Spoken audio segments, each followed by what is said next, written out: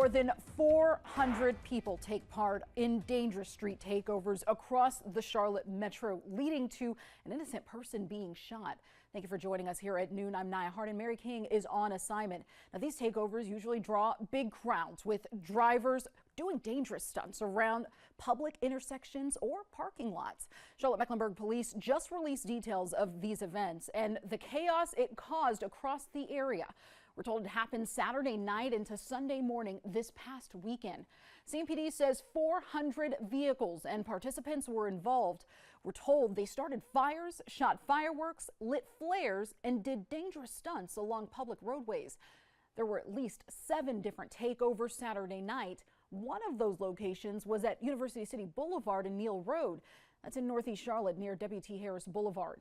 Police say during the street takeover, someone opened fire, hitting an innocent bystander in the hip. And as of right now, their condition is unknown. CMPD shared some photos with us of the vehicles seized from the street takeovers. We're told officers recovered 5 vehicles and recovered another that was stolen. Police issued 18 citations as well. They also arrested 2 men in connection to the takeovers. Cortavion Winston and Kejon Thompson were arrested. Both are charged with taking part in the street takeovers, resisting, and obstruction. Thompson is also charged with hit and run. This is